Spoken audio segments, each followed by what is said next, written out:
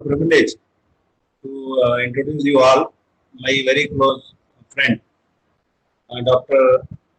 Shekhokar sir.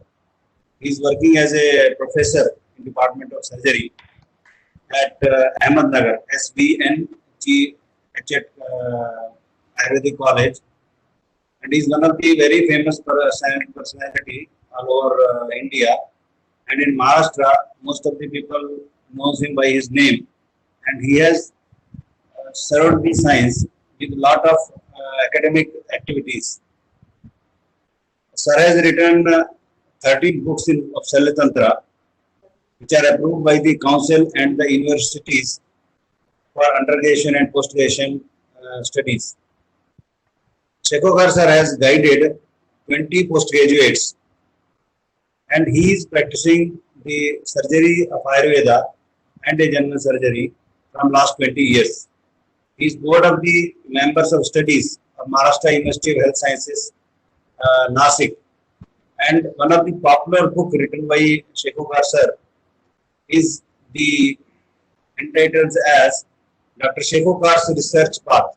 This is one of the very famous book written by sir. And now I am with brief introduction of Shekhokar sir. Now I am just inviting sir to enlighten us with his knowledge for all the students and the all over India who have enrolled for this particular. So, sir. Thank you, sir. Thank you. Yes. Hello. Thank you, sir. Over to you, sir. Now you can start and enlighten us with your vast knowledge so that our students and all the participants will be benefited. Yes. Thank you, sir, for a good opportunity. Sir आप वो share content on कीजिए presenter. Hello sir. हाँ वो share content slide share. हाँ जी sir आप content share कर सकते हैं इसमें. आपको नीचे ऑप्शन आएगा. नहीं आया अभी तक. नहीं आया सर. सर आएगा. आप ऑलरेडी जो प्रेजेंटर हैं एज ए प्रेजेंटर. नहीं आया. अभी देखिए सर. अब करिए जरा.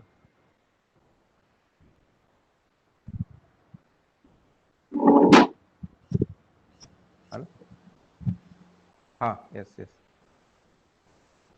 दिख रहा है सर. स्लाइड दिख रहा है आपको? हाँ सर स्लाइड दिख रहा है. Yes sir. Please make it on all screen. एक नंबर. Yes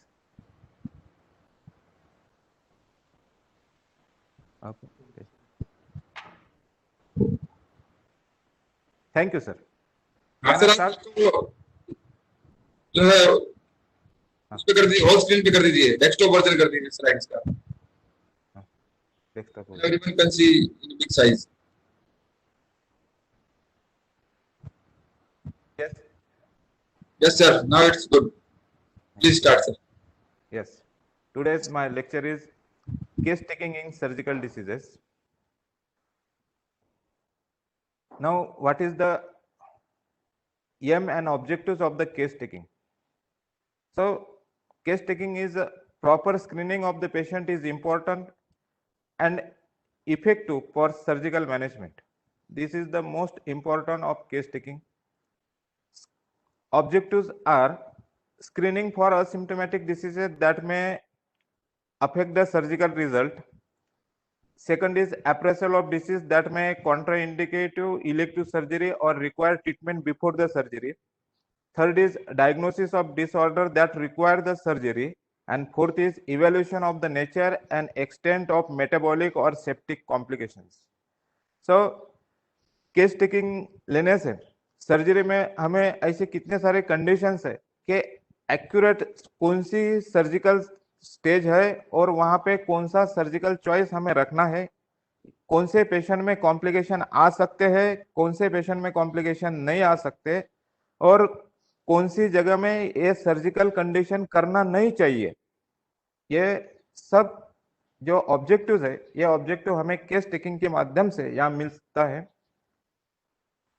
now what is the moral for case taking?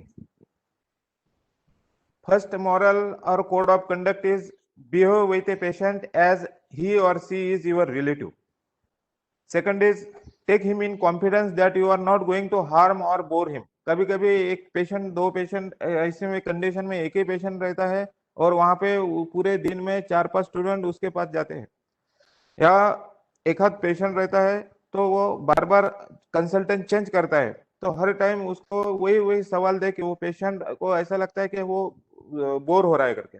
इसलिए पेशेंट का सबसे पहले कॉन्फिडेंस अचीव करना, ये केस टेकिंग में एक बहुत ही मॉरल और कोड ऑफ कंडक्ट है। Putting hand on his shoulder, talking about his family problem will make your patients comfortable and he will trust on you. उसकी जो डिसीज है, पैथोलॉजिकल कंडीशन है, वो पैथोलॉजिकल कंडीशन के अलावा उस पेशेंट में कुछ उसके पर्सनल प्रॉब्लम हो सकते हैं। बहुत सारे पेशेंट कभी ड्रग एडिक्शन में के और डिप्रेशन में आ सकते हैं, उसके कुछ फैमिली प्रॉब्लम हो सकते हैं, तो पर्सनल प्रॉब्लम और फैमिली प्रॉब्लम इनको भी थोड़ा उसमें पेशेंट को कॉन्फिडेंस में लेके उस पर उसके साथ बात करने का कॉन्फिडेंस वहां पे आ जाता है। और जो भी स्टूडेंट है जो केस टेकिंग में एक्सपर्ट होना चाहते हैं या केस टेकिंग और डायग्नोसिस करना चाहते हैं, उन स्टूडेंट ने minimum 3 histories of the different disease and show them to senior and faculty, correct mistake accordingly। कम से कम 3 अलग अलग डिसीज के हिस्ट्रीज स्टूडेंट ने लेना चाहिए और वो हिस्ट्रीज लेकर वहाँ सीनियर या फैकल्टी जैसे वहाँ पे अवेलेबिलिटी है उस कंडीशन से वो करेक्ट करना है, और करेक्ट करके उसमें दोबारा जो गलती ना हो सके वो गलती को अवॉइड करना है।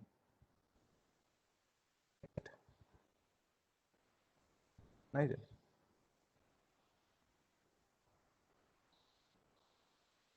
Clinical diagnosis is an art and sorry.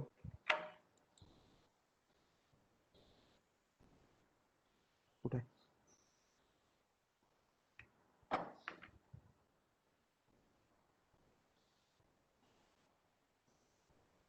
Clinical diagnosis is an art and mastery of an art has a no end. So you can never be a better diagnostician.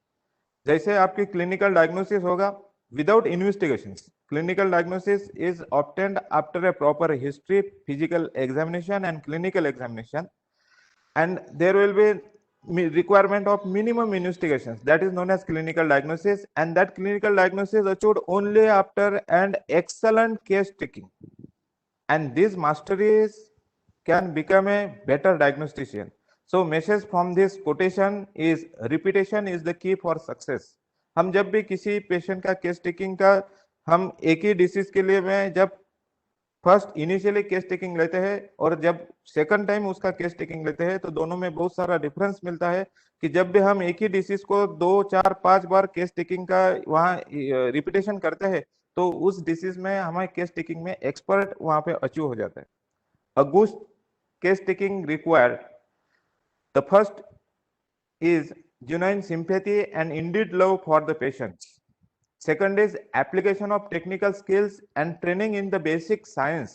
हमने जो यहाँ बेसिक साइंस पढ़े हैं या जो भी skill achieve किया है, टेक्निकल स्किल जो भी अचीव किया है उसका अप्लाइड वहां पे लगाना ये केस टेकिंग में रिक्वायरमेंट है।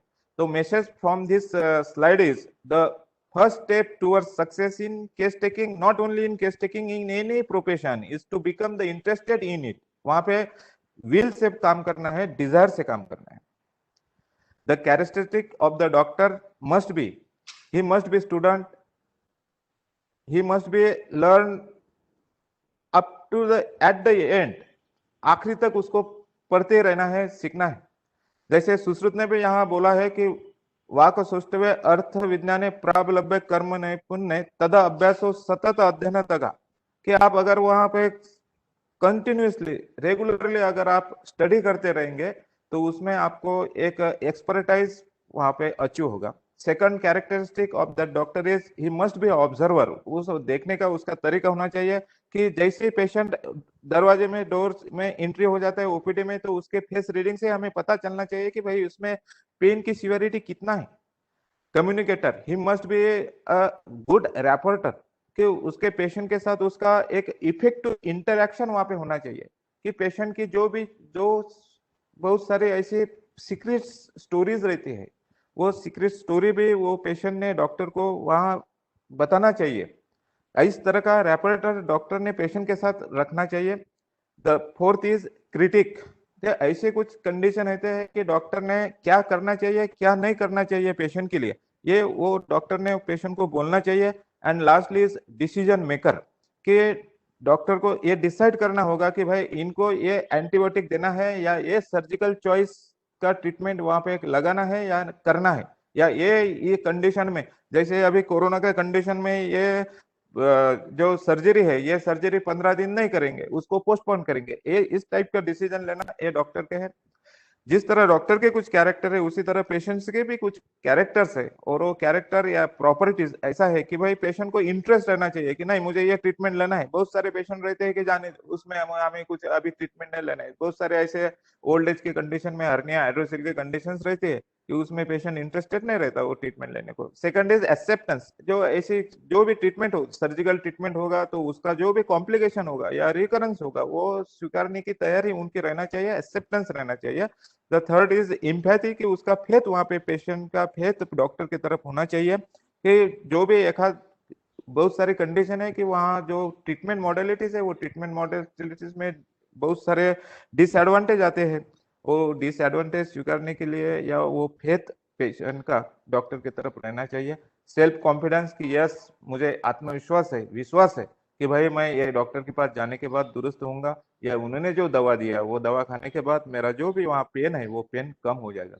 ऑनेस्टी, कि उसमें बहुत सारे ऑनेस्टी के चीज में यहाँ मैं बताना चाहूंगा कि बहुत सारे इन्वेस्टिगेशन अगर लिख दिया है कि भाई आपको ये इन्वेस्टिगेशन करना है या आपको ये एंडोस्कोपी करना है, इसका ये ऐसा इस तरह स्कैन करना है, तो बहुत सारे पेशेंट्स वहाँ पे हॉनेस्ट नहीं रखते कि भाई नहीं डॉक्टर ने ऐसे फालतू ही बोला होगा ऐसा। इस तरह का पेशेंट का एक कैरेक्टर ऑनेस्टी कैरेक्टर होना चाहिए, और इंटीग्रिटी रहना चाहिए कि अटैचमेंट रहना चाहिए कि जब भी डॉक्टर बोले कि भाई आपको 3 दिन के बाद आना है तो उसको 3 दिन के बाद वहाँ पे आना है। नाउ नेक्स्ट इज, ये केस टेकिंग और ये medical profession is very very critical, and it requires theoretical as well as practical knowledge. And this is the good clinical diagnosis is the reflection of a good bedside observation which is based on the scientific facts learned in the lecture hall। ये जो भी हमें bed side observation लेना है या patient का जो भी केस टेकिंग लेना है, पेशेंट को जो भी हमें history, physical and clinical examinations and investigations, observations, follow up जो भी लेना है, ये किस पर डिपेंड है, किस पे बेस है, तो वो जो हमने लेक्चर अटेंड किए होंगे लेक्चर हॉल में, वहां पे जो हमने नॉलेज अंडरस्टैंड किया है वो अंडरस्टैंडिंग नॉलेज का एप्लीकेशन यहाँ इस जगह है केस टेकिंग और बेड साइड में वो लेना है। ये स्लाइड से ये हमें मैसेज जाता है कि ये जो यस्तु उभयनम मतिमानम समर्थो द्विचक्रो सेंदय था, कि एक ये जो यहाँ पे साइकिल है वो साइकिल का पहला जो व्हील है वो वहाँ पे थ्योरेटिकल नॉलेज रिफ्लेक्ट करता है, और वो जो सेकंड जो व्हील है वो वहाँ पे प्रैक्टिकल अप्रोच या प्रैक्टिकल नॉलेज रिफ्लेक्ट करता है। इन दोनों के कॉम्बिनेशन से वहाँ पे एक अच्छी प्रकार की कम्युनिकेशन होके वो जो है वहाँ पे आगे दौड़ते रहता है। इसी तरह clinical methods, the clinical methods cannot be learned merely by reading a books or by attending the only lectures. This can be learned only by practicing them on the bedside of the patient or ward of the patient. So here the important thing is what is the medical profession and what is the desire from each other or communication to each other. Now this slide shows aims of the medical practices. The doctor having must this formula that he must be to correct a diagnosis and provide a prompt treatment to the patients. This is the most aim of the doctor, that he correct diagnosis and prompt treatment towards the patient, and the patients must have, or patient desire two things from the doctor, that is quick relief and permanent relief. यहाँ पे मैं एक चीज बताना चाहता हूँ कि कोई एक एसिडिटी का पेशेंट आ जाता है या कोई ऐसे जीओआरडी गैस्ट्रोएसोफेजियल रिफ्लक्स डिसऑर्डर का पेशेंट आता है, वोमिटिंग का पेशेंट आता है, तो उसमें हम पैंटोपिराजोल और डोमपेरिडोन और ऑन्डेस्ट्रान जैसे ड्रग्स वहाँ पे प्रिस्क्राइब करते हैं और उसको तुरंत वहाँ वोमिटिंग वहाँ रिजोल्यूशन हो जाता है। मगर उसको अगर वो 6 घंटे के बाद, 8 घंटे के बाद या हर रोज उसको खाना खाने के बाद अगर वोमिटिंग हो जाता है तो वो पेशेंट 4-5 दिन के बाद या 4-5 रिफ्लेक्शन के बाद वो जरूर वहां पे बोलता है कि साहब, डॉक्टर साहब, इसमें कुछ परमानेंट इलाज ढूंढो। इस तरह पेशेंट की ये दो व्हील्स या डिजायर रहता है कि वो क्विक रिलीफ वहां पे आता है और परमानेंट रिलीफ भी वहां डिमांड करता है। इसलिए ये दोनों पेशेंट की जो डिजायर है वो फुलफिल करने के लिए डॉक्टर के पास correct diagnosis and prompt treatment must be necessary. So this slides give the message that interaction of each others. Side impression guide the clinician in making the diagnosis as well as in planning the therapeutic regimen.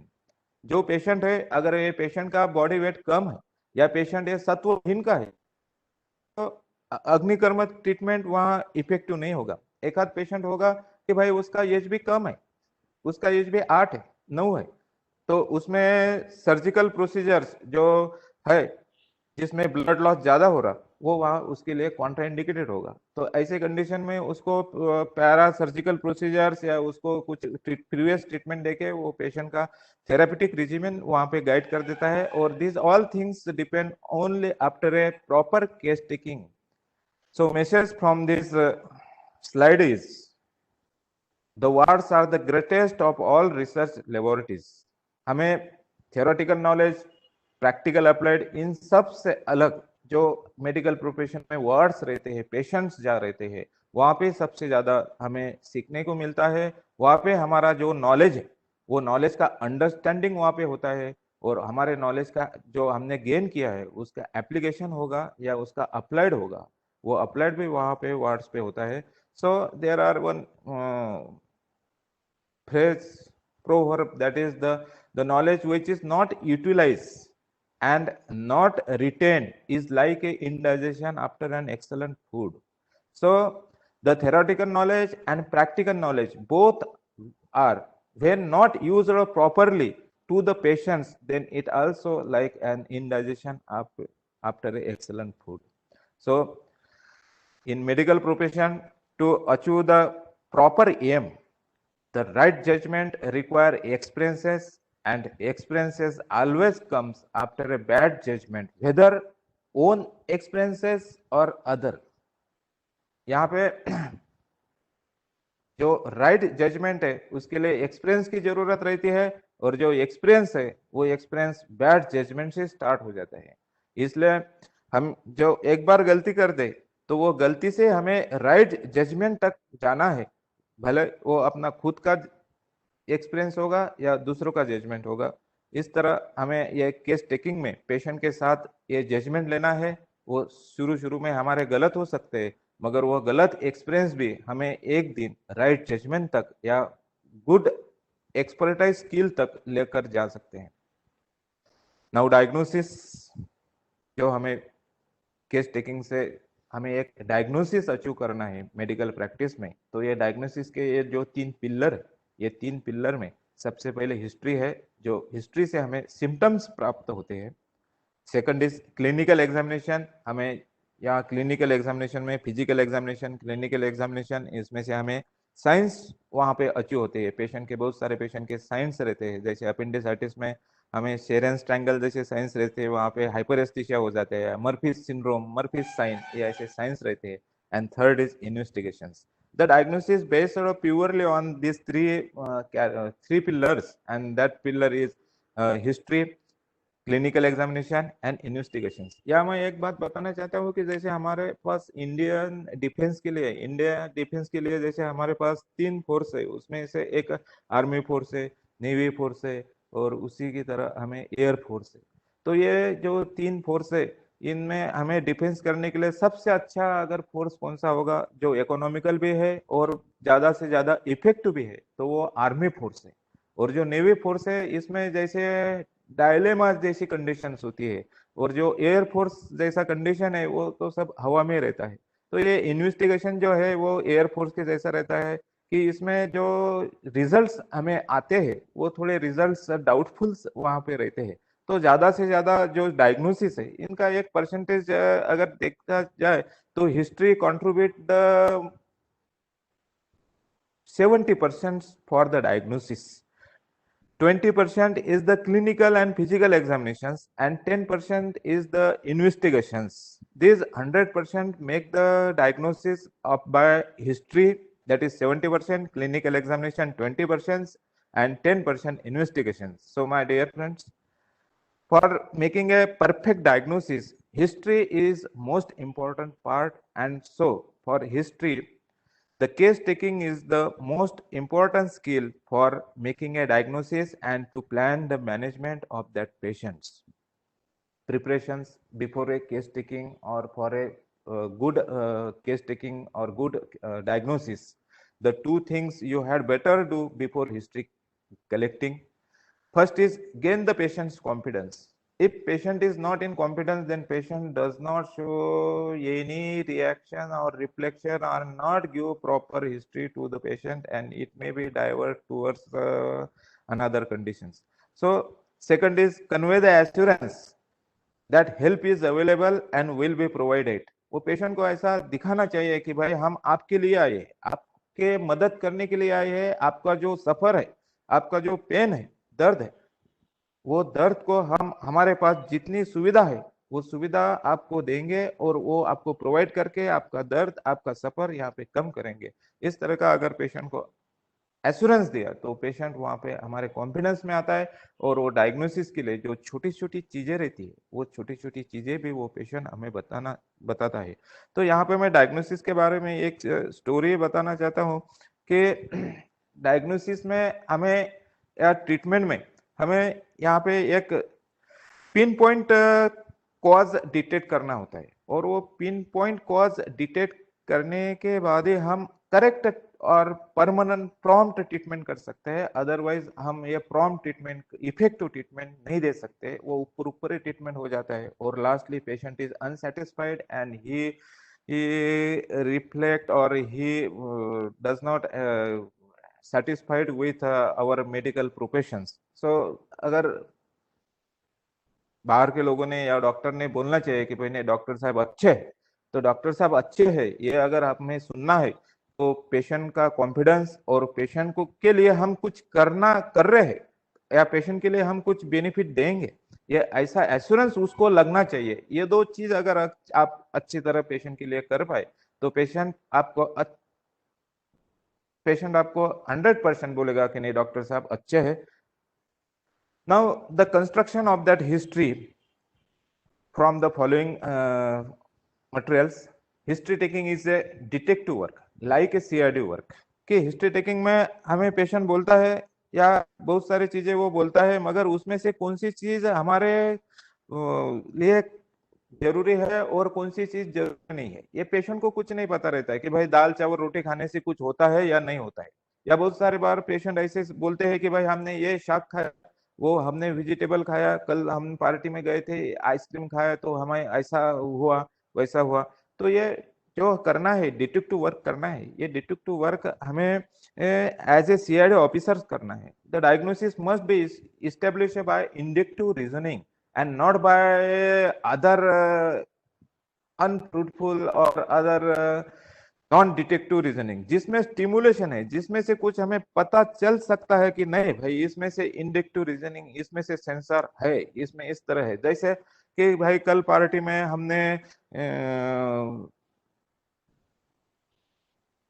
Beat या ग्रंथ सलाद खाया और दूसरे दिन हमें या 6 घंटे के बाद 8 घंटे के बाद हमारे जो यूरिन है वो यूरिन का कलर थोड़ा येलोविश हो गया है, और ये yellowish discolouration of the urine is not due to jaundice, not due to actual jaundice, so it may be due to green salad that contains the carrots or beets because they are having a B complex, so that B complex results in a yellowish discoloration of the urine. That is the inductive reasoning of the carrots and beet that leads to the results into the yellow the urine.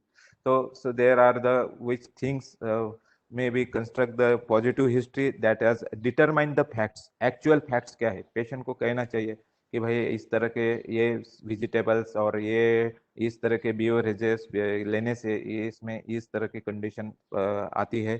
Search the essential clues, कुछ clues वहां पे है, वो clues अगर positive मिलते हैं तो, and realise that the patient may conceal the most important symptom. कभी कभी ये भी हमें याद रियलाइज करना होता है कि भाई ये पेशेंट हमें कुछ गुमराह तो नहीं कर रहा है, या पेशेंट कुछ हिडन तो नहीं कर रहा है, छुपा तो नहीं रह रहा है. बहुत सारी कंडीशन में जो प्राइवेट पार्ट जैसी चीजें रहती है, एनोरेक्टल के कंडीशन में है, या कुछ गायनेकोलॉजिकल कंडीशन में है, या कुछ इसमें काफी सारे ऐसे कंडीशन रहते हैं कि पेशेंट वो सेक्सुअल ट्रांसमिटेड डिसीज की हिस्ट्री है, उसमें पेशेंट हमें ऐसे कुछ हिडन करता है कि वो बताता नहीं पाता. वैसी कंडीशन हमें रियलाइज करना होता है कि पेशेंट हिडन समथिंग. तो उसके लिए हमें और उसको थोड़ा कॉन्फिडेंस में लेके या जो एक्सपर्ट आदमी से हमें उसका हिस्ट्री अचीव करना होता है.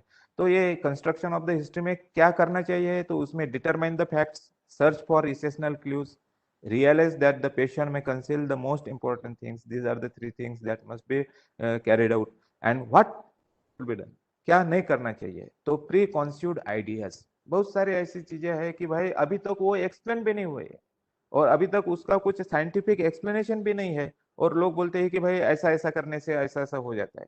जैसे एक हाथ कोई भी आजकल के ये कोरोना सीनियरों में कोई भी बोलता है कि भाई ये ऐसा करने से अच्छा वो कोरोना ठीक हो जाता है. This known as pre constitute ideas. बहुत सारे सर्जिकल कंडीशन भी ऐसे है कि भाई ये सर्जिकल कंडीशन है, जैसे पुराने जमाने में या 40-50 साल शुरू में जब भी हर्निया जैसी कंडीशंस रहती है, तो लोग उसमें बेल्ट बांधते थे, एब्डोमेन में ट्रस बांधते थे, तो उससे वो जो भी हर्निया कंटेंट बल्ज होता था वो उसमें वो कॉम्प्रेस हो जाता था. आफ्टर दैट ये रियलाइज हुआ कि भाई ऐसी इस तरह की ये ट्रस या बेल्ट वहां पे लगाने से वो हर्निया का कंटेंट वहां पे ऐसा कॉम्प्रेस होके उसमें एडिशंस तैयार हो जाते थे, and that adhesions will leads to intestinal obstructions. तो these are the pre constitute ideas. तो ये ऐसे आइडियाज वहां पे नहीं लगाना चाहिए कंस्ट्रक्शन ऑफ द हिस्ट्री में. स्नैप जजमेंट्स, कि हमें जो जजमेंट लेना है वो जजमेंट ऐसे अस्पष्ट जजमेंट्स नहीं लेना है, स्पष्ट वाले जजमेंट लेना है. अस्पष्ट जजमेंट, जो अनक्लियर जजमेंट्स हमें लेना नहीं है. और जो भी कंक्लूजन है कि भाई ये पेशेंट में कैंसर है, ये पेशेंट में नहीं अभी ये पाइल्स है, ऐसे फास्ट कंक्लूजन्स नहीं लेना है. hasty conclusions must be avoided for the construction of the history and to achieve the proper or best diagnosis.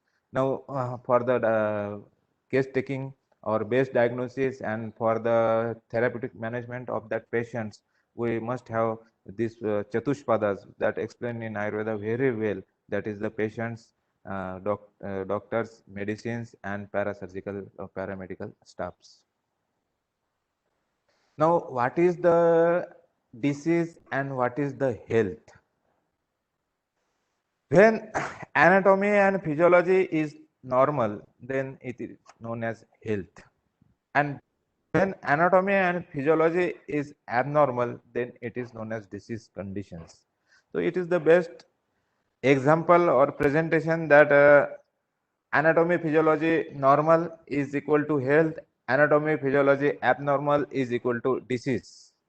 Now, before going to case taking, we must know what is the diagnosis and what disturb in it and what are the causes of that disturbance. In short, we must know soil and seeds formula.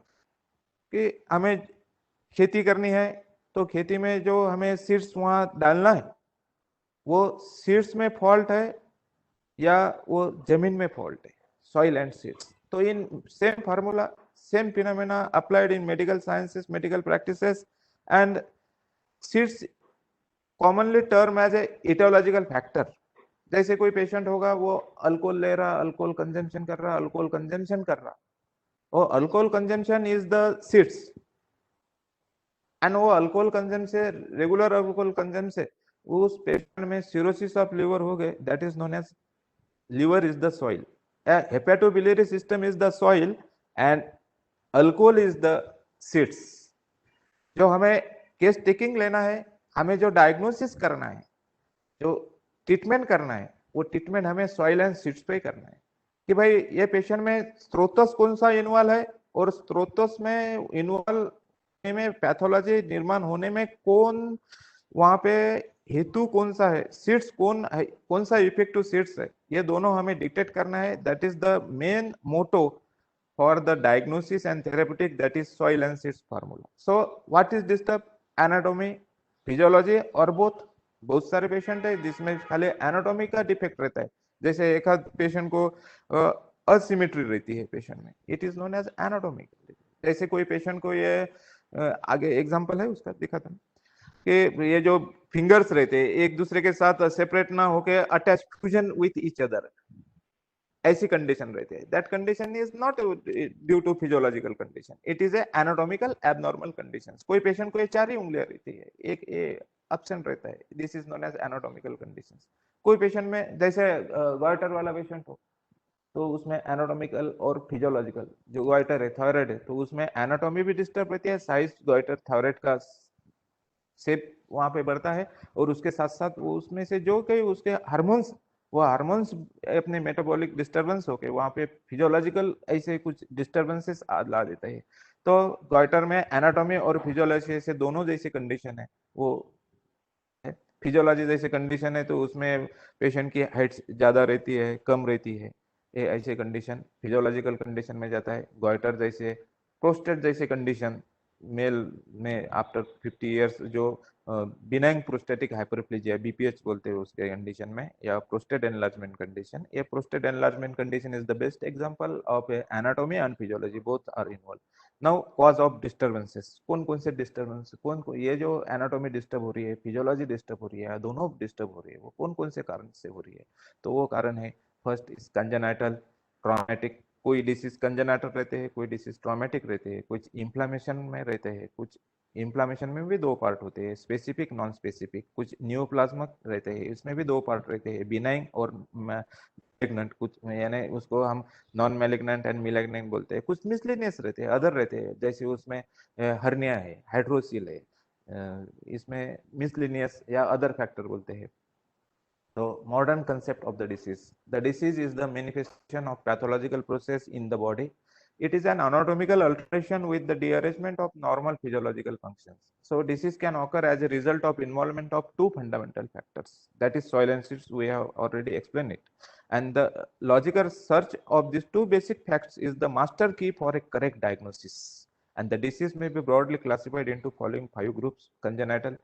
तो congenital anomalies also manifest at birth, like a cleft palate, वहां पे ऐसे छेद, lips को छेद देता है. Spina बाइफिला ऑक्लूसा, जो स्पाइनल कॉर्ड का आखिरी का पार्ट रहता है, उसमें एबनॉर्मल एक्यूमुलेशन हो जाता है, उसके कारण वहां पे कॉम्प्रेशन हो जाता है. एक्सोम्फेलस मेजर, इसमें हम कंजेनिटल अम्बिलिकल हर्निया और अम्बिलिकल हर्निया इन इन्फेंट्स, ऐसा उसका है. Hypospadias, epispadias, this condition is the abnormal opening of the external urethral orifice. External urethral orifice ये ऊपर की साइज में, कभी ऊपर की साइज में रहता है तो उसको है, कभी नीचे की साइज में रहता है. इम्परफोरेटेड एनस, जो एनल ओपनिंग है उसका प्रॉपर ओपनिंग वहां पे नहीं होना है. पॉलीडैक्टिली, ब्रैकिडैक्टिली, सिनडैक्टिली. पॉलीडैक्टिली बोले तो 5 की जगह 6 उंगलियां होना, ब्रैकिडैक्टिली बोले तो 5 की जगह 4 होना, सिनडैक्टिली बोले तो 2, ये जो उंगलियां है फिंगर्स है उनके दोनों के बीच में यहाँ पे ऐसे बैंड्स तैयार होने, that is known as fusion of syndactyly. Talipes equinovarus नाम का ये एंकल जॉइंट में वहां पे उसका जो एंगल है वो एंगल बढ़ता रहता है. and tracheoesophageal fistula, the abnormal communication of a trachea and esophagus. जब भी फिर कुछ ये या कोई ये मिल्क का इंजेक्शन हो जाए तो वो ट्रैकिया में जाता है और उसके कारण पेशेंट को न्यूमोनाइटिस हो जाता है. तो abnormal communication between trachea and oesophagus is known as tracheoesophageal fistula. These are the common anatomical conditions in surgical conditions. कुछ कंडीशन ऐसे रहते हैं कि जैसे it may occurs after a longer period. It may be congenital but later manifest later on life. For example, hydrocele of the infancy. ये 3 साल के बाद, 4 साल के बाद, 5 साल के बाद हो जाता है. Indirect inguinal hernia in children and adults. Some hemangioma conditions. Polycystic kidney is the best example. It appears at the age of 40 years.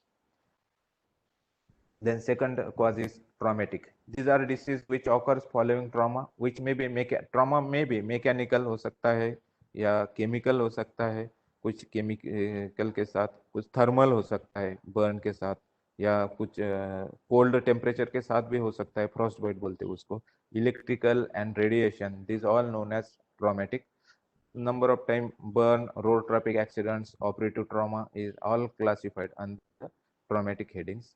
Some diseases are inflammatory. These are the diseases which occurs due to body tissue by organism कि भाई इसमें से कोई organism है that may be bacterial और bacterial non specific organism है, जैसे अपसेस कि इसमें कोई ऐसा पिन पॉइंट ऐसा कोई ऑर्गेनिज्म है कि भाई वो नहीं करता है, एक से ज्यादा ऑर्गेनिज्म उसमें इन्वॉल्व होते हैं पैथोलॉजी में, वैसे वो बैक्टीरियल इन्फेक्शन को हम नॉन स्पेसिफिक इन्फेक्शन बोलते हैं। और जब स्पेसिफिक जैसे ट्यूबरकुलोसिस में माइकोबैक्टीरियम ट्यूबरकुलिया ये है तो वो स्पेसिफिक ऑर्गेनिज्म है। तो वायरल इन्फ्लामेशन रहता है कि जिसमें चिकन पॉक्स रहता है, मम्प्स रहता है, पोलियोमाइलाइटिस रहता है, कुछ फंगल रहते हैं surgical condition actinomycosis. The actinomycosis is the mix condition, some it involves with bacterial and fungal, both are involved in this, and in this condition is multiple openings to the subcutaneous tissue, skin and subcutaneous tissue, and that constantly discharge from them, that is known as actinomycosis. Some are the protozoals, example schistosomiasis is the bladder, urinary bladder diseases. Amoebiasis is the very common in Indian countries. Parasitic, some are parasitic, that is hookworm, roundworm, and hydatid cyst of the liver, hydatid cyst of the lung, it is known as parasitic inflammatory conditions. And these all conditions may be divided, the inflammation may be in clinically divided into three parts: acute, chronic, and subacute. So during the case taking, we must label that condition, pathological condition, whether it may be congenital, traumatic, inflammatory. If inflammatory, then what is the exact cause, whether it is specific or non-specific, or and clinical condition is acute, chronic, or subacute. This must be mentioned or assessed during the case taking. And the fourth is neoplastic. These are benign and malignant. Benign conditions are common in surgical condition, that is lipoma, fibroma, tumors, adenoma, fibroma. And second is malignant. And then malignancy is also divided into two parts, primary and secondary. कि भाई CA prostate malignancy spread into lung. This is known as secondary malignancy. And primary malignancy ये कोई एक आध ऐसी ulcer हो, wound हो, जख्म हो, और वहाँ ही उसका वो मैलिग्नेंसी हो गया, वहाँ तक ही लिमिटेड है, limited to the local boundaries, is known as primary, and when it spread to another systems or स्ट्रोटोसा, then it is known as secondary malignancy. Some diseases are miscellaneous, that is ocular diseases, splenomegaly, elephantitis, pancreatitis, tropical ulcers, and some hydronephrosis, thyrotoxicosis, renal stone, peptic ulcer, ulcerative colitis, piles. These are miscellaneous conditions. So to understand the disease pathology easily and effectively, student must observe and see the things with their own eyes and listen with their own ears. Here I want to share that if mind does not know, then eyes and ears do not work. And if eyes and ears does not know, then mind does not work. So we must know, then our eyes and ears properly work. If our eyes and ears knows, then our mind properly works. So remember that. Always see with your own eyes and ears. These are the 5 senses for case taking. These are explained by Susruta: Chakshu Indriya, Sparsha Indriya, Ghanendriya, Rasana Indriya. In Ayurveda, number of examinations explain: Dvividha Pariksha, Pratyaksha, Pratyaksha, Trividha Pariksha, Darshan, Sparsha, Prashna Pariksha. Susruta explain Panchavid, Shadavid Pariksha, Prashna Pariksha, Sparshan, Prashna, Sparsha Pariksha, Grane, Rasana Indriya Pariksha. Sarangdar Ashtavidha Pariksha, Yog Ratnakar Ashtavidha Pariksha, that is Drushti, Akurti, Sparsha, Mala, Mutra, Jiva. These are the multiple examinations method to for the medical practice or case taking. But in modern science and regularly in medical practice, the inspection, palpation, percussion, auscultation, and some test, that is rasani indriya, but not from personal or self rasani indriya, by the animals it may be, and sometimes by asking the integration or by asking the various types of question, that is known as history. Now, for proper case taking, we have some protocols, or that is known as formats, and that formats maybe start from these slides. Up to this, we have some basic fundamentals or basic requirements for case taking. Now, with this, we move to the main case taking, how to approach the patient for the case taking, that is known as patient's personal profile. The first requirement is name. Now, name of the patient is necessary for the identification. Then second is relations, patients and doctors relation, कि भाई किसी आदमी को ये भाई ऐसा बुलाने से, ये उसके नाम से बुलाने से उसका जो रिलेशन रैपोर्ट बनता है वो गुड रैपोर्ट बनता है, और नाम से भी उसका रिलीजन भी पता चल जाता है, और रिलीजन से हमें कुछ चीज बहुत सारे कंडीशन में डायग्नोसिस होने की मदद होती है। रिलेशन से पेशेंट का फेथ और कॉन्फिडेंस दोनों हमें आ जाता है, इम्पैथी अचीव हो जाती है, और आइडेंटिफिकेशन भी हो जाता है। जो मेडिकल लीगल केसेस में हमें बहुत सारी मेडिकल लीगल कंडीशंस रहती है, उसमें हमें पेशेंट का नाम लिखना होता है, या पेशेंट का जो भी नाम है उसको आजकल तो बायोमेडिकल ये बायोमेट्रिक की तरह उसका थंब इम्प्रेशन भी रहता है, उसके साथ आधार कार्ड का भी उसका लिंकिंग वहाँ हम कर सकते हैं कि भाई ये जो पेशेंट है उसका ये नाम सही है और ये यही आदमी है, या दूसरे के नाम पे यहाँ एडमिट रह रहा है, या कुछ वहाँ पे माल प्रैक्टिस हो रही है, दूसरे के नाम पे फ्रॉड हो रहा है, ऐसी कंडीशन वहाँ पे नहीं है। Age as per individual cases, जैसे बहुत सारे डिसीजेस है जो प्रोलैप्स जैसी कंडीशन जो ओल्ड एज में कॉमन है, या शुरू के 12 साल की कंडीशन में, 10 साल की कंडीशन में prolapse of the rectum is most common. जैसे कोई फिशर जैसी कंडीशन है वो एडल्ट में ज्यादा कॉमन है। Polycystic kidney particular at the age of 40 years. Prostate जैसी कंडीशन है particular after the age of 50 और 60। इस तरह हमें एज के इंडिविजुअल केसेस में उसका डायग्नोसिस पुटअप कर सकते हैं। जैसे diabetes mellitus most commonly occur after the age of 40।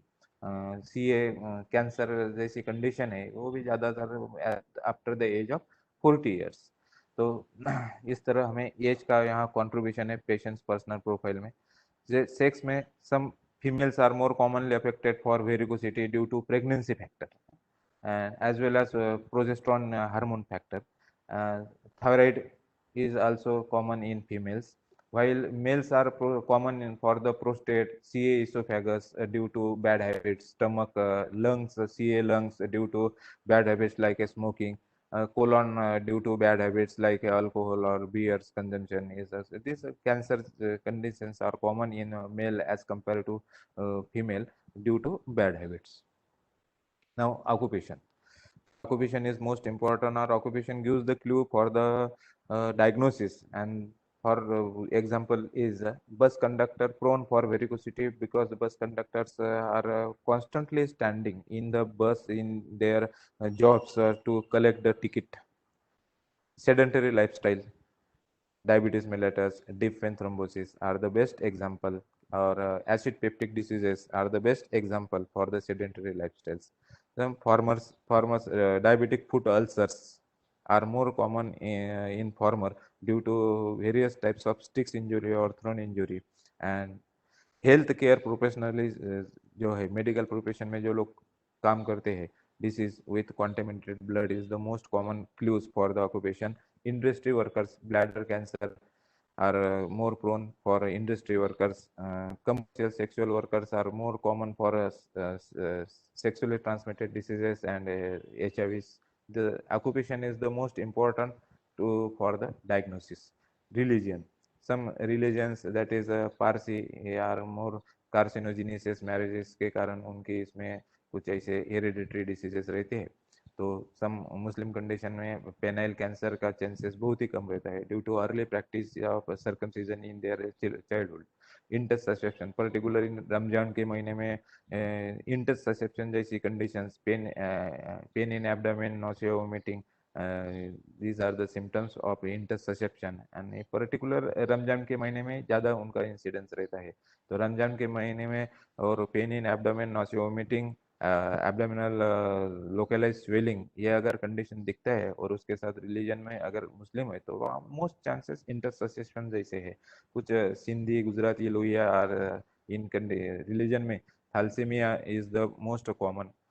some in Brahman community, low acid peptic disorders, very low acid peptic disorders are very low due to non-spicy food and due to non bad habits, due to non bad habits and non spicy foods, very soft foods. It is a requirement of the Brahman communities. Residents, some Indian south zone are more prone for peptic ulcers. West zone is a kidney stone, east zone is a filariasis, elephantitis, and north zone is for iodine deficiency. some Indian geographical residence है, उसमें हम हर state के अनुसार ही वहाँ पर कर सकते हैं। हमारे महाराष्ट्र में भी जो जलगांव का एरिया है जिसमें मराठवाड़ा रीजन बोलते हैं, उसमें रेनल स्टोन जैसी कंडीशन है। या हम जहाँ जामनगर में पीजी करते थे तो वहाँ पे भी जो सौराष्ट्र एरिया है, Saurashtra area is more common for goitre and renal stones. तो OPD and IPD registration number of that patient's profile is also important for medico-legal cases and easy for recording KP and searching, which is beneficial for easy administration of the patients. कि जो OPD number, IPD number है वो medico legal cases में भी requirement रहता है, वो record keep अच्छी तरह करने के लिए भी होता है। और कोई रिकॉर्ड अपने को तुरंत चाहिए, जैसे लैपटॉप में ऐसे बोला है कि भाई हमें अजय नाम का वो केस पेपर चाहिए, तो कंप्यूटर में सर्च में हम अजय नाम अगर डाल दे तो हमारे कंप्यूटर में पेशेंट में जितने अजय नाम के लोग आए हुए हैं वो सबके नाम हमारे सामने आ सकते हैं। इस तरह हम अजय नाम का OPD नंबर क्या था, IPD नंबर क्या था, वो भी उसका सर्चिंग कर सकते हैं। Beneficial for easy administration of the patients, patient की जो भी मेडिसिन है या एक्सरे रूम में उसका एक्सरे करना है, सोनोग्राफी करना है, तब उसका OPD नंबर, ये रजिस्ट्रेशन का नंबर का सोनोग्राफी किया है या IPD नंबर, बहुत सारी जगह हमें पेशेंट का नाम हिडन रखना होता है। तो ऐसे कंडीशन में लैब के इसमें कंडीशन में OPD नंबर और IPD नंबर से हम ज़्यादातर अप्रोच करते हैं पेशेंट का। किसी पेशेंट को दवा देना है तो भाई 4 नंबर बेड पे जो पेशेंट है उसका ये ऐसा ऐसा दवा देना है या उसको ऐसे ऐसे वहाँ पे प्रोसीजर करना है। इस तरह का OPD IPD नंबर का इम्पोर्टेंस हुआ है। Then socio-economical status. Some diseases are common in rich class, some diseases are common in poor class, some diseases are common in middle class. So these are the surgical examples that they are found in socio-economical stress, that lipomas, fatty tissues, obesity are common in rich classes. And also CA breast are also common in rich classes. These are the clinical incidents. Poor classes, infected wounds, anemia are more common for the poor classes, or appendicitis, colitis, amoebiasis are also common in poor classes.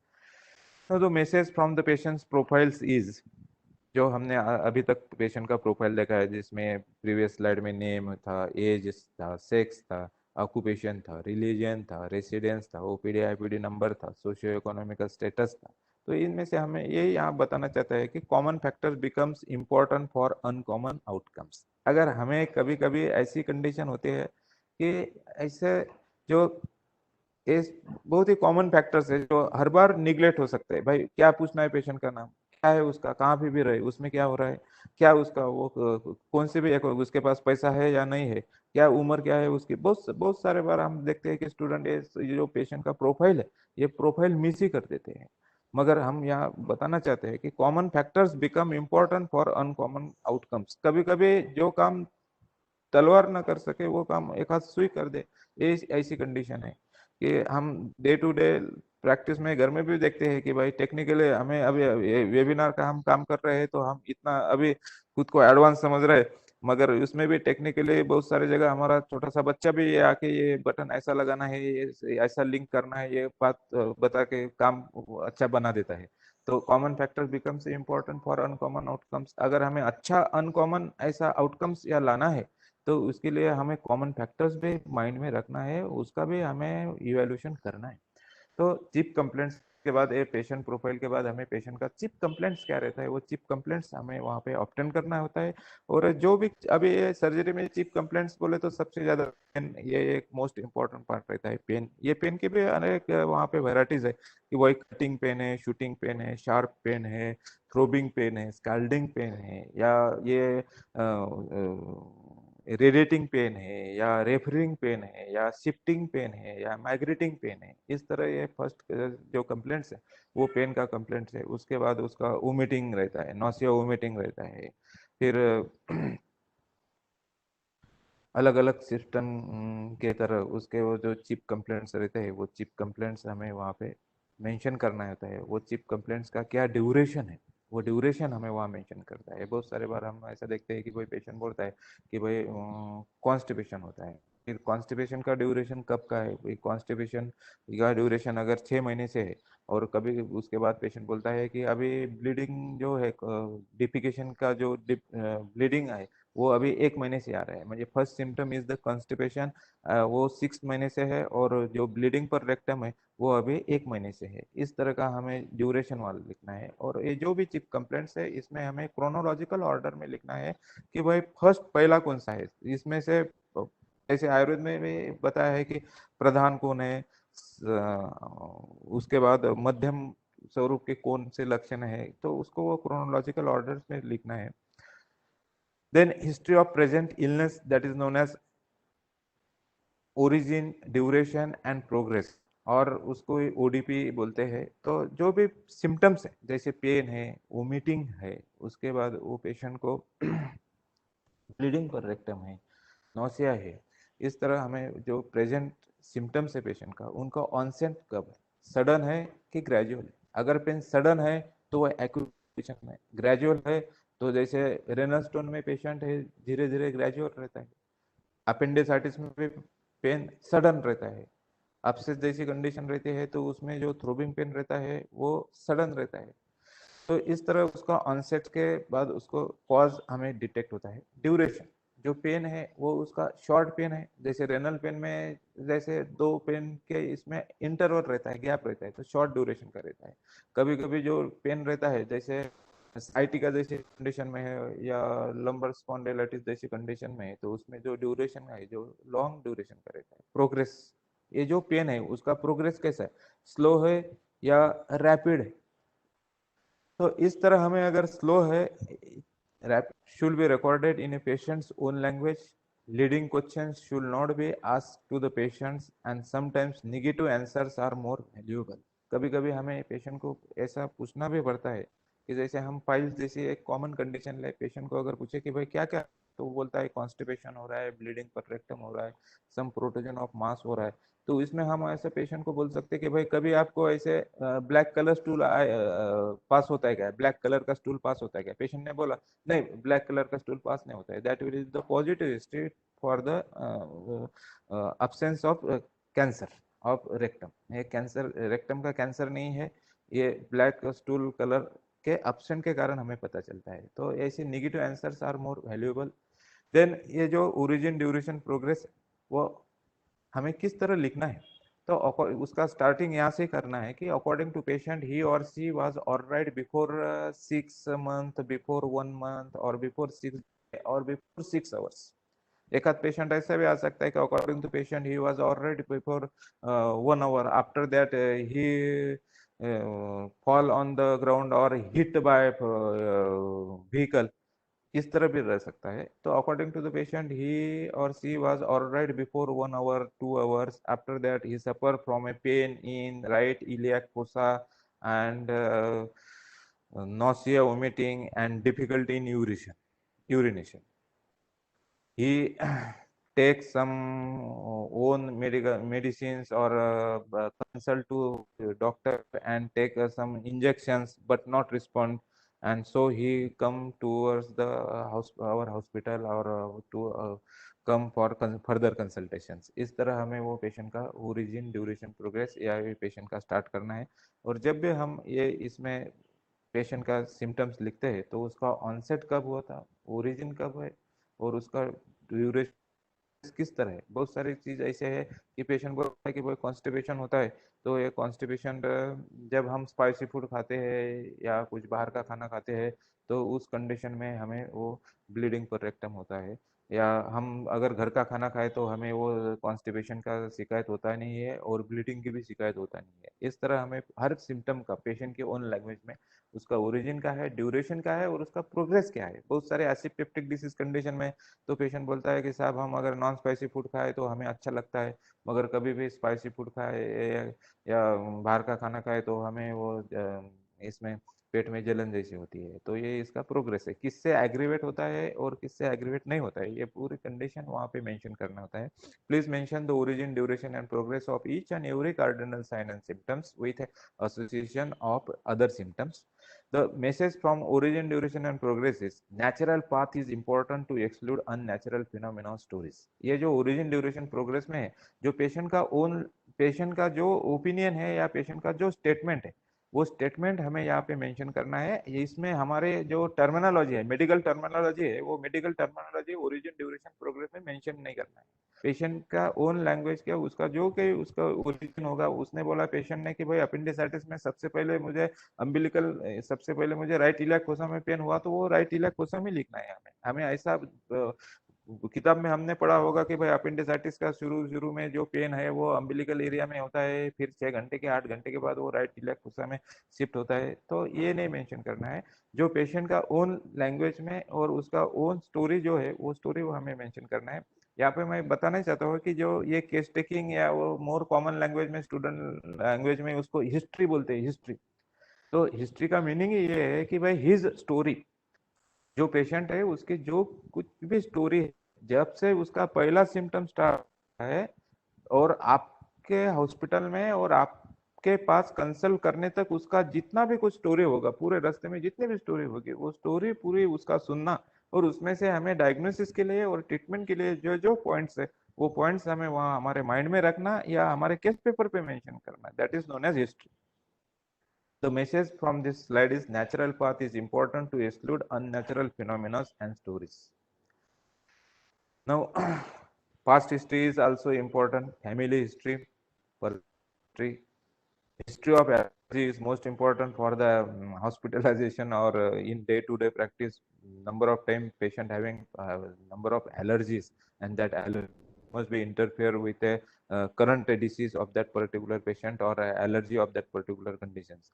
History of drugs must be important कि भाई वो drugs कौन सा लिया था, drugs बोले तो medicine वो पेशेंट कौन सा ले रहा है, उसका नेचर क्या है, उसका नेचर क्या है, उसका आउटपुट उसको पेशेंट को क्या मिल रहा है, कितने ड्यूरेशन तक लिया, ये सारे कंडीशन हमें वहाँ पे इम्पोर्टेंट रहते हैं। जैसे कोई ट्यूबरकुलोसिस वाला पेशेंट हो तो भाई उसने वो उस ट्यूबरकुलोसिस का जो भी मेडिसिन है वो मेडिसिन 1 महीने लिया और बाद में छोड़ दिया, ऐसा किया है क्या।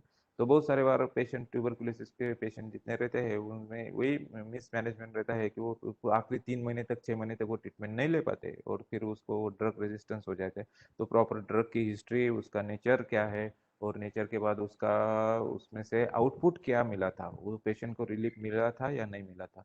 Number of time allergy is also important and immunization is most important part in surgical diseases, particularly for the tetanus. Particularly for the tetanus, if a patient does not have a proper immunization of the tetanus, then patient having dangers to for the fatal conditions. So past history, the details of the past history may illuminate obscure areas of the present illness. That obscure areas is hidden areas. Present illness में अगर कोई ऐसी एक hidden condition हो या एक कोई ऐसा हिडन कॉर्नर हो तो वो सॉल्व होने वाला नहीं हो, तो उसका कुछ क्लू हमें पास्ट हिस्ट्री में भी मिल सकता है। Then people who are well are almost never सिक।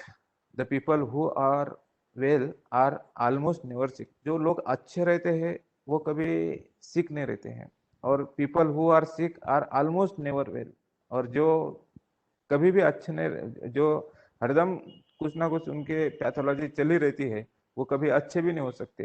ये पास्ट हिस्ट्री में हमें दो चीजें बहुत सारे याद रखना है कि भाई हम पेशेंट को बहुत सारे ऐसे कंडीशन आती है, अल्सरेटिव कोलाइटिस जैसी कंडीशन आती है ओपीडी में कंसल्टेशन में, या फिस्टुला जैसी कंडीशन आती है, या पाइल्स जैसी कुछ ऐसी कंडीशन आती है क्रोनिक डिसीजेस की, कि पेशेंट पूछते हैं कि बताते हैं कि साहब हम 6 महीने हुए, 1 साल हुआ, 2 साल हुआ, 4 साल हुआ, हम दवा खा रहे अल्सरेटिव कोलाइटिस जैसी कंडीशन में हम दवा खा रहे, हम कब अच्छे होंगे। तो कुछ डिसीज ऐसे रहते हैं कि उसमें थोड़ा सिक कंडीशन में पेशेंट ज्यादा उसको हम सेटिस्फाइड नहीं कर पाते हैं। तो family history is greatly significant in a number of surgical conditions, polyposis of colon, diabetes, varicosity, keloid, chronic pancreatitis, cancer. Personal history में हम पेशेंट के ड्रग एलर्जी है, ड्रग हिस्ट्री है, और हैबिट्स और addictions and treatment history. Physical examination में vital data, local examination, general examination, systemic examinations. These are the physical examinations. The vital data shows level of consciousness, temperatures, pulse, respiration, and blood pressure. These are very common parameters. These are assessed during the case takings, that is level of consciousness, temperature, pulse, respiration, and blood pressures. Level of consciousness are as per slides. There are consciousness means the patient oriented to time, place, and person. Then semi consciousness, the patient oriented to time, place, and person, but he is awakened. And third condition is unconscious, and this condition divided into two types, stupor and coma. When patient is unconscious, not oriented to time, place, and person, but responding to painful stimuli, if positive, अगर उसको हम needle prick करते हैं तो वो थोड़ा response करता है, आग खोलता है, देन उसको बोलेंगे स्टूपर। अगर वो हम उसको पेनफुल स्टिमुला करेंगे और वो आग भी नहीं खोलता है, not responding to any type, then it is known as coma. Then pulse rate कैसा है पल्स का, फास्ट है कि स्लो है, उससे भी हमें डायग्नोसिस होने में मदद देती है। जैसे जब भी वो पल्स फास्ट रहती है तो शॉक जैसी कंडीशन में फास्ट रहता है। रिदम रेगुलर और इरेगुलर है पल्स का। टेंशन कैसे है, that indicates diastolic blood pressure of the diastolic blood pressure. Force, pulse का फोर्स कैसा है, तो वो सिस्टोलिक ब्लड प्रेशर इंडिकेट करता है। वॉल्यूम में पल्स प्रेशर इंडिकेट करता है। देन इस तरह हम फिजिकल एग्जामिनेशन के बाद जनरल एग्जामिनेशन स्टार्ट करते हैं। जनरल एग्जामिनेशन का पर्पज हमारा एक नंबर पे, for the diagnosis and differential diagnosis, for the selection of type of anaesthesia, कि भाई ये जो पेशेंट है, ये पेशेंट को सर्जिकल कंडीशन में कौन सा एनेस्थीसिया देना है। बहुत सारे कंडीशन है कि जहाँ रेस्पिरेटरी डिसीजेस है, जैसे रेनल फंक्शन जैसे कंडीशन है, हेपेटोबिलियरी जैसे डिसीज कंडीशन है, या एमआई मायोकार्डियल इंफेक्शन जैसे कंडीशन है। ये कंडीशन में general anaesthesia is totally contraindicated और it becomes a harmful to the patients and all the conditions. So ऐसे कंडीशन में हमें पेशेंट को स्पाइनल एनेस्थीसिया देना है, ये हमें वहाँ पे मेंशन करना है, या वो जनरल एग्जामिनेशन से हमें अचीव करना है। बहुत सारे कंडीशन ऐसे है कि कभी कभी स्पाइनल एनेस्थीसिया भी नहीं दे पाती पेशेंट को, तो ऐसे कंडीशन में लोकल एनेस्थीसिया का वहाँ यूज करना होता है। To determine the nature of the operation, कि भाई ये पेशेंट का एचबी स्टेटस अगर अच्छा है, उसका ब्लीडिंग टाइम, क्लॉटिंग टाइम अगर अच्छा है, तो वो पेशेंट में हम ये सर्जिकल प्रोसीजर कर सकते हैं। नहीं तो मिनिमम असेस सर्जिकल प्रोसीजर, आज के जमाने में लैप्रोस्कोपिक सर्जरी और पैरासर्जिकल प्रोसीजर्स करना है। तो पेशेंट का जो टॉलरेंस है, जनरल एग्जामिनेशन से पेशेंट का जो न्यूट्रिशन है, वो न्यूट्रिशन उसका ये स्टेटस से हमें नेचर ऑफ ऑपरेशन वहाँ सिलेक्ट कर सकते हैं। To determine the prognosis of that particular patient, general examination must be clear. अगर पेशेंट का बीपी कम ज्यादा होता है, या अगर हमें दिखता है, तो वो पेशेंट का प्रोग्नोसिस कम रहेगा। ये पेशेंट में अगर ऑक्सीजन सेचुरेशन कम ज्यादा हो रहा है, not responding to previous treatment, तो ये पेशेंट का जो जनरल एग्जामिनेशन से हमें पता चलेगा कि भाई ये पेशेंट का प्रोग्नोसिस अच्छा नहीं है। तो general examination always carried out from head to toes, and no part may not be excluded from the general examination. अगर हमें लगता है कि भाई जनरल एग्जामिनेशन में स्काल को क्या एग्जामिनेशन करना है, हमें तो बीमारी यहाँ एब्डोमेन की है, तो नेल क्या देखना है, या पाव की वेंस क्यों देखना है, लोअर लिम्स लिम्फेडेनोपैथी क्यों देखना है, तो ऐसा नहीं रहता है कि हर दूसरे का एक सिस्टम से दूसरे सिस्टम में ये कनेक्टिविटी रहती है। तो उसमें जनरल एग्जामिनेशन में हमें पेशेंट का अच्छी तरह मैनेजमेंट करने के लिए उसका scalp to head to toes ये एग्जामिनेशन कैरिड आउट करना चाहिए। जनरल सर्वे में पेशेंट का बिल्ड क्या है, न्यूट्रिशन क्या है, एटीट्यूड कैसा है पेशेंट का, गट कैसा है, फेशियल उसका फेशियल एक्सप्रेशंस कैसा है, डेकुबिटस कैसे है उसकी उसकी चलने का ढंग कैसा है, कलर ऑफ द स्किन कैसे है उसका, स्किन इरप्शंस कैसे है, कलर ऑफ द स्किन में अगर रेड कलर ज्यादा हो तो वो इंफ्लेमेटरी कंडीशन है और वासोडाइलेटेशन जैसी कंडीशन है, सम ब्लैकिश डिस्कलरेशन है तो उसमें वो इचिंग और इचिमिया जैसी कंडीशंस रहती है, स्किन इरप्शंस रहते हैं। Then systemic review, in order to make the certain judgment when important details of the past history will not be overlooked, the systemic review must be formalized and through। बहुत सारी condition ऐसी है कि past history अगर हमने अच्छी तरह नहीं किया तो वो सिस्टमिक रिव्यू हमें अच्छा तरह नहीं मिलता है, इसलिए सिस्टमिक रिव्यू में हमें पास्ट हिस्ट्री करना होता है। Nutritional background, it is important to consider the nutritional background of the patient। Underprivileged malnourished patient respond poorly to the disease, injury and operation। Carcinoma may be more fulminating in malnourished patients। जैसे malnourished patient रहते हैं तो उसमें carcinoma cancer जैसी condition बहुत सारी spread हो जाती है। malnourishment may not be obvious on physical examinations, ये malnourishment physical examination से नहीं तो हमें वहाँ पे कुछ लेबोरेटरिकल इन्वेस्टिगेशन करना होता है जिसमें हमें इलेक्ट्रोलाइट्स एंड सम विटामिन ऐसे टेस्ट करना है और उसके बाद हम डिसाइड करते हैं कि भाई ये पेशेंट में इस तरह के विटामिन की कमतरता है या इस तरह इलेक्ट्रोलाइट की कमतरता है और ये फुलफिल करने के बाद वो पेशेंट न्यूट्रिशनली प्रॉपर या बैलेंस हो जाएगा है। It is essential for the surgeon to think in terms of nutritional balance. Some clues can often be estimated on the basis of the history and the physician's clinical experiences. So it is often possible to begin therapy before the result of lab tests have been obtained. And of course, lab data should be obtained as soon as possible। जितने जल्द lab data आएगा उतने जल्दी उसका nutritional balance वहाँ पे किया जाएगा। Consideration for the patient's emotional background, emotionally and mentally disturbed patients require surgical operation as often as others। And full cooperation between psychiatrist and surgeon is essential. ऐसे emotionally patient को जब हम operation करते हैं तब हमें साइकेट्रिस्ट की जरूरत रहती है या कभी कभी तो हमें साइकेट्रिस्ट के एब्सेंस में भी काम करवाना होता है, वो पेशेंट को हैंडल करना होता है। There are also many situation in which the surgeon can and should deal with the emotional illness rather than restoring to psychiatric assistance। तो इमोशनली पेशेंट है तो उसको भी हमें अच्छी तरह वहाँ पे केस टेकिंग और सर्जिकल ट्रीटमेंट में हमें उसको अच्छी तरह से रैपर्ट तैयार करना है, इंटरेक्शन करना है, इफेक्टिव इंटरेक्शन करना है। फिजिकल एग्जामिनेशन में डायग्नोस्टिक किट में stethoscope, these are the very common things. Student must remember that for better और good case taking he must remember this diagnostic kit, stethoscope, pencil, tailoring tape, skin pencil, hammer, neurological kit, pin, cotton wool, good quality nowadays, good quality camera to snap for the snaps or to catch the rare conditions and compare for previous follow up of the patients कि भाई पिछले 7 दिन के पहले ये wound healing में इस तरह का पैटर्न था और आज 7 दिन के बाद इस तरह का पैटर्न है, या 5 दिन के बाद उसको इस तरह का वुंड अल्सर में स्लब था और हमने उसको इस तरह का ये ऑइंटमेंट लगाने के बाद उसका ये वहाँ पे स्लब डिस्लपिंग हुआ। इस तरह का ये कंपेयर करने के लिए या रिस्टोर करने के लिए कैमरे की भी जरूरत है। आजकल हर एक के पास वो मोबाइल में कैमरा रहता है तो उसका एक मेडिकल फोल्डर तैयार करके उसमें वो फोटोग्राफ्स वहाँ रखना चाहिए और उसको कॉन्स्टेंटली अपडेट करना चाहिए। Colour pens and notebook must be important for the correct case taking और effective case taking. Color pen must be for the point out the mistakes। Pulse oximeter nowadays or otherwise it is available in the hospital or maybe purchased in a group। Pulse oximeter, glucometer, electronic HB meter, personal cap, mask, gloves for interaction and safety of the patients। If these all things provided by the hospital then it is good, if not then personal or group 4 or 5 people come each other or some will purchase pulse ox, some will purchase glucometer, some will electric HB meter, such maybe interact in exchange with each other। Thermometer, BP instruments, tongue speculum, weighing machines, height chart must be required in your OPD area or case taking area। Knowledge of use of aeroscope, nasal speculum, ophthalmoscope, proctoscope, laryngeal mirror, vaginal speculum।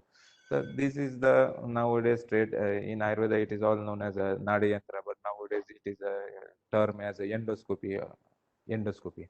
So this knowledge of this endoscopy, primary knowledge of this endoscopy must be necessary when its exact indications, exact pre-operatives for that particular procedures, and some contraindications and some complications and management, particularly SOPs, standard operating procedures of these endoscopies. Now the principle for elective physical examinations. In an orderly and detail fashion, जो हमने अभी तक जितना ही देखा है वो पूरा हमें डिटेल में वहाँ करना है एग्जामिनेशंस। फिर उसके बाद perform a complete examination in exactly the same sequence. जो कंप्लीट एग्जामिनेशन है यही सीक्वेंस में हमें वहाँ करना है।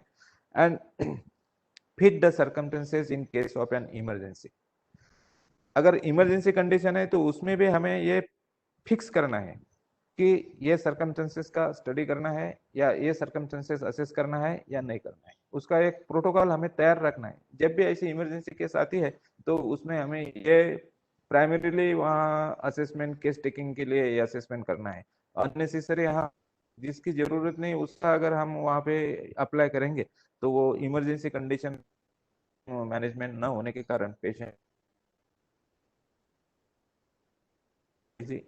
एंड हाउ तो कंफर्टेबल रूम, तो पेशेंट के लिए एक अच्छी रूम होना चाहिए कि भाई उसको ज़्यादा डिफिकल्टीज ना हो या डिस्टर्बेंसेस ना हो। प्रॉपर टेबल होना चाहिए, वो टेबल पे ऊपर जा सके या उतर सके इसके लिए वहाँ पे अरेंजमेंट होना चाहिए। Proper light for the exposure, proper exposure होना चाहिए, बहुत प्राइवेसी होना चाहिए वो पेशेंट को, क्यों बहुत सारे पेशेंट ऐसी उसकी पर्सनल बातें बताता है तो उसमें प्राइवेसी भी रहना चाहिए। एंड प्रॉपर पोजीशन, तो हमें असेसमेंट करना है पेशेंट का, इंस्पेक्शन करना है, पाल्पेशन करना है तो उसके लिए प्रॉपर पोजीशन की भी जरूरत है। Trap the patient if required and let patient talk A bit. जाएंगे या उसके साथ ज्यादा ही बोलते रहेंगे तो वो पेशेंट भी बोर हो जाएगा और घबरा जाएगा। तो पेशेंट के साथ छोटा छोटा बातें करते रहना, पेशेंट से ज्यादा सुनने का और हमारा कम बोलने का। ये केस टेकिंग में सब इम्पोर्टेंट बातें है कि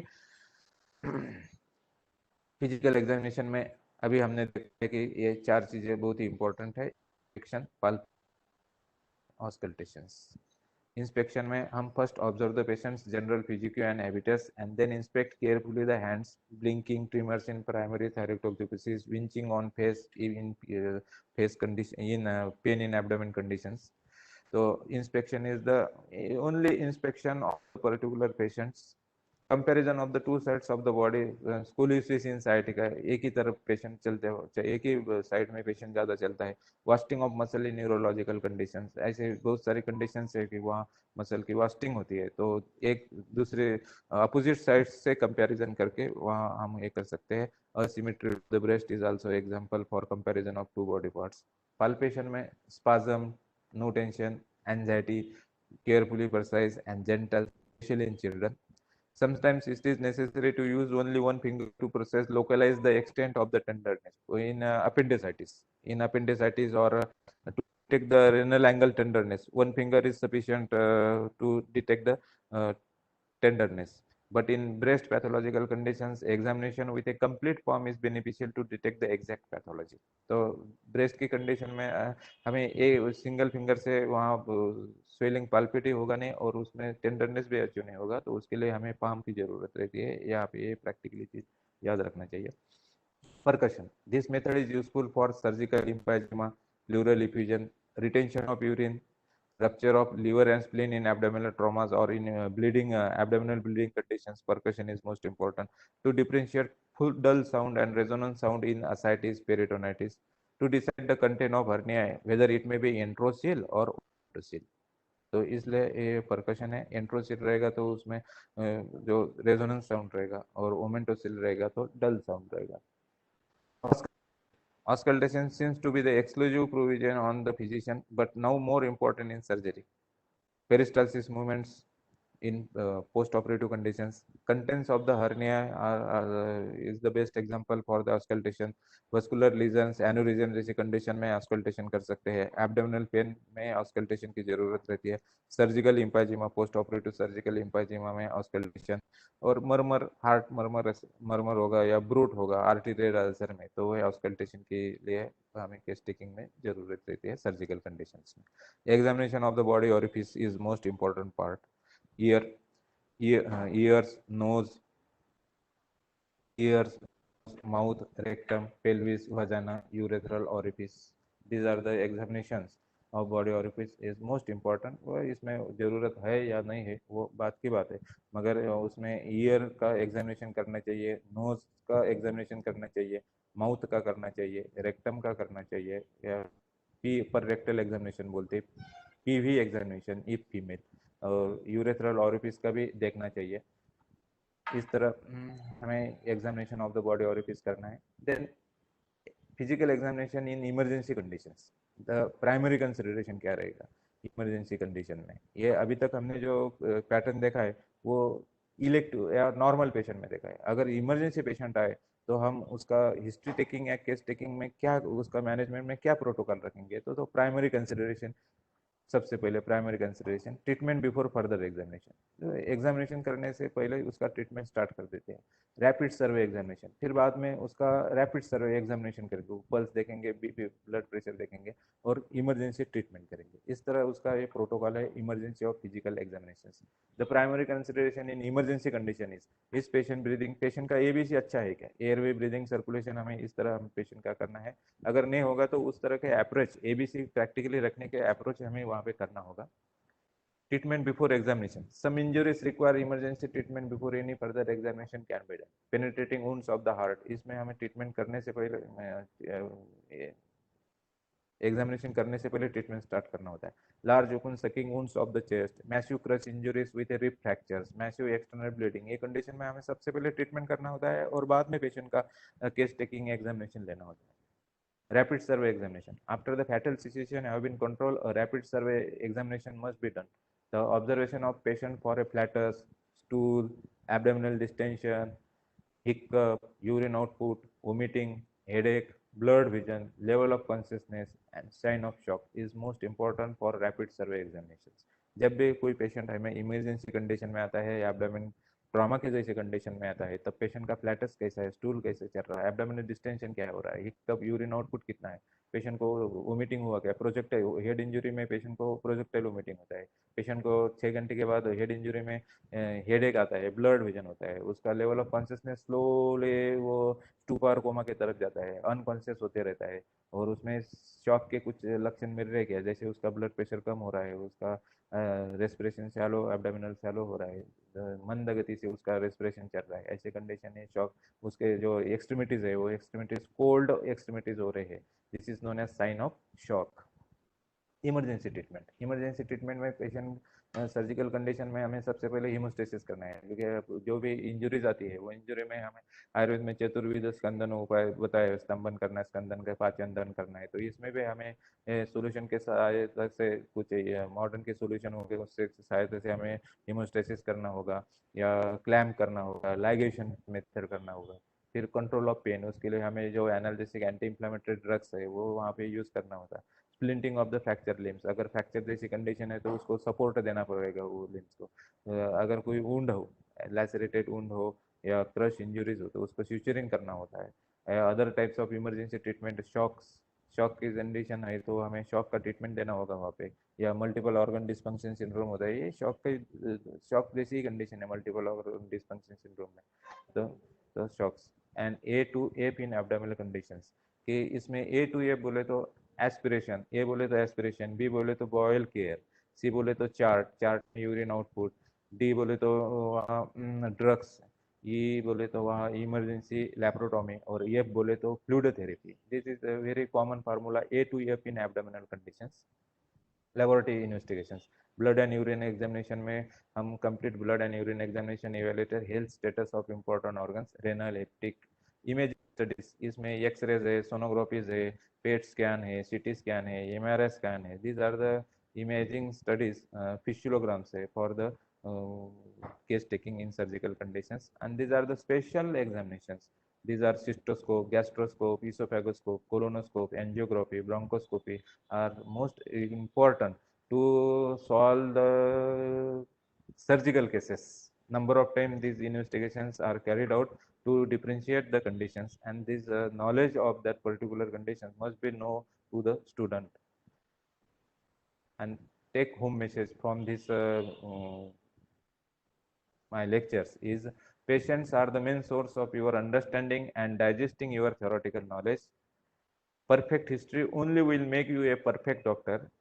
As is your pathology, so is your practice. So, my dear friend, you always stress on a case taking rather than technical knowledge.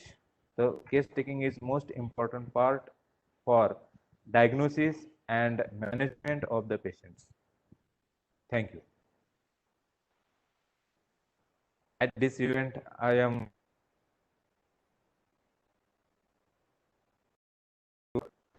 Avinash Pathak ji sir, then Praveen Yadav sir, they have given me opportunity for these lectures.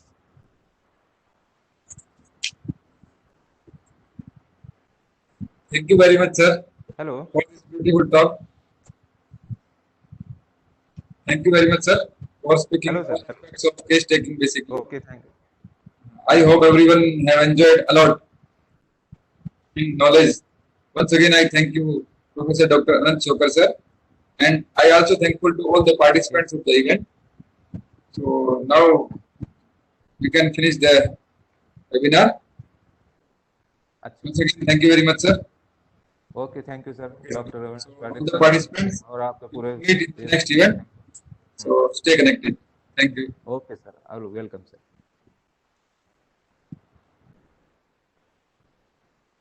Hello. Close.